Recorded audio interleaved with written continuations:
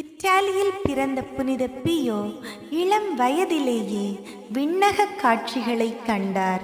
1918ஆம் ஆண்டு செப்டம்பர் 26ஆம் நாள் ஒப்புரவு அருட்சாதனம் வழங்கிக் கொண்டிருந்த வேளையில் 5 திருக்காயங்களையும் பெற பேறு பெற்றார். காயங்களிலிருந்து சிந்திய ரத்தம் நறுமணம் வீசியது. 1968ஆம் ஆண்டு செப்டம்பர் 23ஆம் நாள் ஜெபமாலையை கையில் பிடித்தவாறும் இயேசு, மரியா என்கிற பெயர்களை உச்சரித்தவாறும் தனது 81வது வயதில் மரணமடைந்தார்.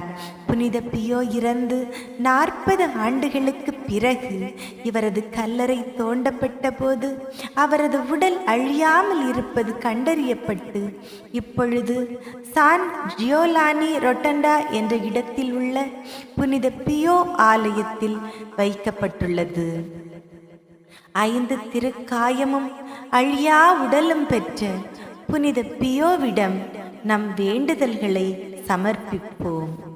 தந்தை புனித பியோவுக்கு நவநாள் ஜெபம்.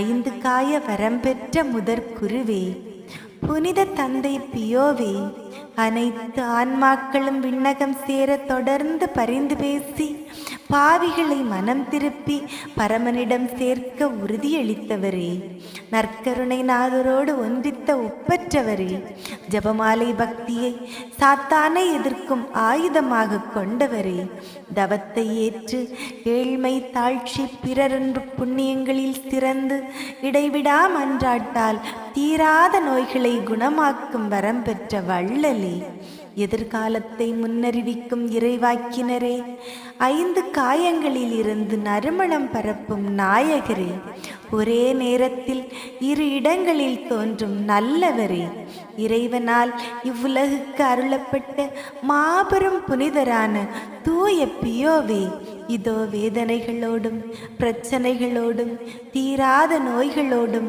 வாழ்க்கை சுமைகளோடும் உம்மை நாடி தேடி வரும் எங்களை கண்ணோக்கி பாரும்.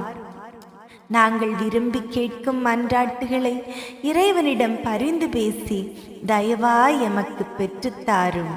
அகிலம் போற்றும் அற்புத தந்தை புனித பியோவே, இயேசுவின் 5 காயங்களை தனது உடலில் சுமந்து வேதனைகளை அனுபவித்து துன்பத்தில் இறைவனை உணர்ந்தவரே, நாங்களும் எங்கள் வாழ்க்கையில் வரும் துன்பங்களை ஏற்று புனித வாழ்வு வாழவும் உலகிற்கு அமைதியை கொணரவும் தேவையான வரங்களை இறைமகன் இயேசுவிடமிருந்து பெற்றுத்தாரும்.